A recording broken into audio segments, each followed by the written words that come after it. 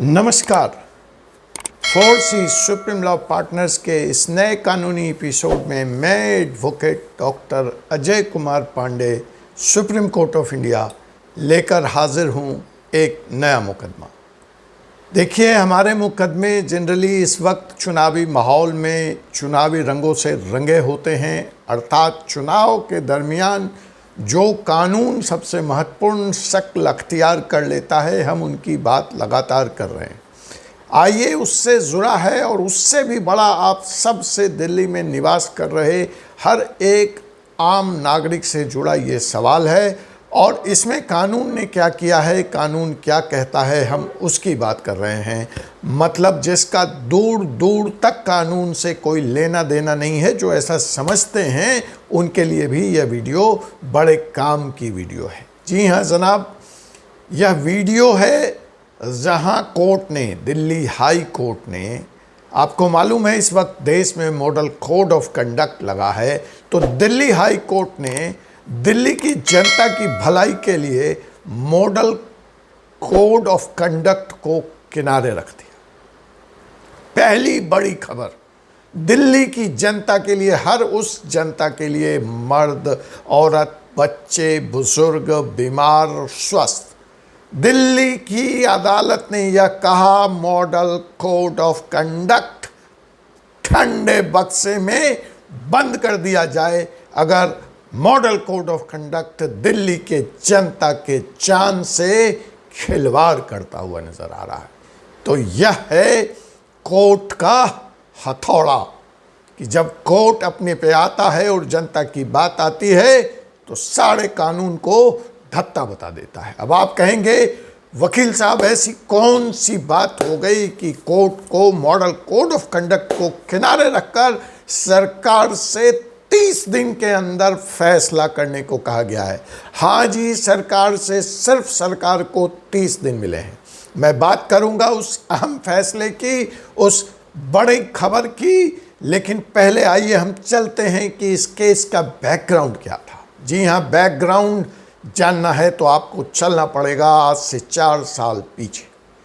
Corona की वह महामारी, वह हालत जब दिल्ली में दिल्ली की जनता बेड के लिए तरस गई, जब दिल्ली की जनता वेंटिलेटर के लिए तरस गई, जब दिल्ली के अस्पताल में ऑक्सीजन खत्म हो गया या ऑक्सीजन की व्यवस्था ही नहीं, तो यह मेडिकल सर्विसेज, दिल्ली की तमाम कुव्यवस्थाएं कोरोना के टाइम में चिघाड़ कर बड़ी बड़े दावों की पोल खोलने लगे।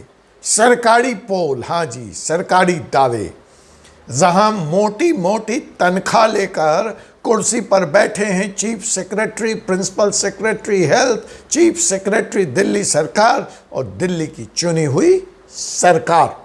लेकिन परिणाम, जब स्वास्थ्य सेवाओं की बात आती है तो ढाक के 3 पात और इसका पूरा कच्चा चिट्ठा खोल करके रख दिया कोरोना की महामारी ने।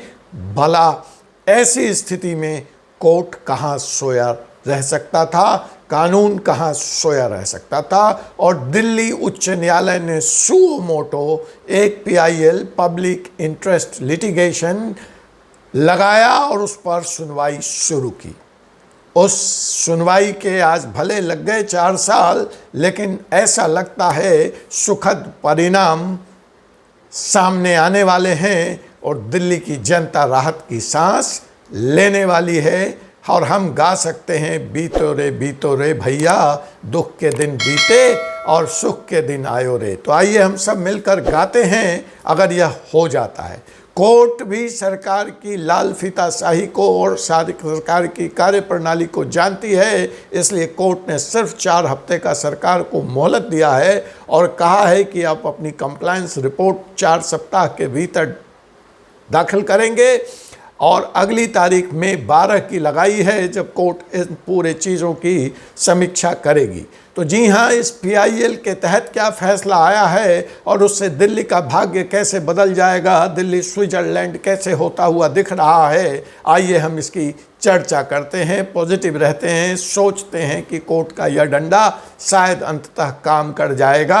और क्या क्या रिकमेंडेशन है। जो पहली बात, कोर्ट ने बड़ी गंभीर बात ऑब्जर्व की है कि एक तरफ वो लोग हैं जो हॉस्पिटल चलाते हैं, मतलब हॉस्पिटल का management, MS, doctors, paramedical staff, और दूसरी तरफ वह हैं जिनके पास पावर है हॉस्पिटल में इन सुविधाओं को अरेंज करने की, रिक्रूट करने की, मैनेज करने की, इंफ्रास्ट्रक्चर क्रिएट करने की, फाइनेंस देने की। वो दोनों के दोनों बिल्कुल एक पेज पर नहीं हैं। एक चलता है उत्तर तो दूसरा चलता है दक्षिण, और इस उत्तर और दक्षिण के फेर में, इस डिफरेंस ऑफ ओपिनियन और फ्रीक्वेंसी के फेर में पिसती है दिल्ली की आम जनता। तो सबसे पहले चोट और कड़ी प्रहार तो दिल्ली ने सरकार के नौकरशाहों की इस मानसिकता पर की है, और डॉक्टर लेड एक committee, doctor Sarin, VK Sarin बहुत बड़ा नाम है, लीवर ट्रांसप्लांट और लीवर के डॉक्टर के रूप में बहुत मुअज़्ज़ज़ आदमी हैं, बहुत इज़्ज़तदार आदमी हैं, बहुत पाक साफ हैं हर दृष्टि से, और इस वक्त वो institute of biliary and liver sciences को हेड करते हैं। उनकी कमेटी में उनके पक्ष को देखते हुए, उनके स्वच्छ छवि को देखते हुए डॉक्टर लेड कमेटी बनाई, क्योंकि कोर्ट का मानना है कि एडमिनिस्ट्रेटिव लोग, IAS लोग ये इन चीज़ों को समझते नहीं हैं, इनके पास ये तकनीकी विशेषज्ञता नहीं है। तो एक डॉक्टर लेड कमेटी बनाई और सारी समस्याओं का अध्ययन करने कहा। मैं विस्तार से तो समस्या जो है उसकी तरफ नहीं जा पाऊंगा इस वीडियो में, लेकिन जो रिकमेंडेशंस है मोटी मोटी वो आपको बता देता हूँ। पहली रिकमेंडेशन जो इस कमेटी की आई है, जिसको लेकर कोर्ट ने कहा इसका इम्प्लीमेंटेशन 30 दिन में होना चाहिए, वह है कि दिल्ली में इस वक्त जितने डॉक्टरों की वैकेंसी है वो 15% वैकेंसी इमीडिएट पूरी होनी चाहिए, और उस मार्ग में कोड ऑफ कंडक्ट नहीं आएगा। कोर्ट ने कहा आप निश्चिंत रहिए, आप डॉक्टरों की अपॉइंटमेंट कीजिए। तो पहली खुशखबरी, जो डॉक्टर भाई हैं जो नौकरी की तलाश कर रहे हैं उनके लिए एक सुनहरा अवसर। दूसरी बड़ी खुशखबरी, कमेटी ने यह भी रिकमेंड किया है कि डॉक्टरों की रिटायरमेंट सीमा 70 साल तक कर दी जाए। तीसरी बड़ी बात जो कमेटी ने कही है कि इस वक्त जो भी एडहॉक कॉन्ट्रैक्चुअल बेसिस किसी तरह के पैनल पर डॉक्टर दिल्ली सरकार के हॉस्पिटल, जिसमें MCD के भी हॉस्पिटल शामिल हैं, उन सब के सब का कॉन्ट्रैक्ट बढ़ा दिया जाए। जो चौथी या पांचवी बात सरकार से कही गई है इस कमेटी ने, वह यह कही गई है कि ये सारी समस्याओं को चिन्हित किया गया, उनका सॉल्यूशंस बताया गया है, और 4 डेडलाइन फिक्स की गई है जिसके तहत सरकार को ये सारी समस्याओं का अंत करना है। उसमें जो महत्वपूर्ण है कि अब हो सकता है दिल्ली में प्राइवेट हॉस्पिटल के नामी गरामी डॉक्टर जो लाखों और करोड़ों में फीस लेकर इलाज करते हैं, ऑपरेशन करते हैं, वो अब दिल्ली सरकार के हॉस्पिटल में सेवाएं देते नजर आएंगे। इसका मार्ग इस कमेटी ने खोल दिया है और सरकार से कहा है कि उनकी सेवाएं ली जाएं। तमाम तरह के एडहॉक डॉक्टर्स को रखने की छूट दे दी गई है, कॉन्ट्रैक्ट पे रखने की छूट दे दी गई है, लेकिन उनसे कहा गया है कि उनकी तनख्वाह बिल्कुल सरकारी और रेगुलर डॉक्टर के बराबर होनी चाहिए। यह भी कहा गया है कि तमाम हॉस्पिटल में अविलंब जो MS और डायरेक्टर का पद है वो भर दिया जाना चाहिए और वो फुल टाइम होना चाहिए। एक हेल्पलाइन नंबर की भी स्थापना की गई है जो लगातार ICU बेड के मॉनिटर करेगा, और ऐसे इमरजेंसी रिस्पांस सिस्टम को बनाने की बात कही गई है जहां पे अधिकतम सीमा 4 घंटे की दी गई है, जिसमें आपको मैटर का निराकरण करना पड़ेगा, सॉल्यूशन देना पड़ेगा।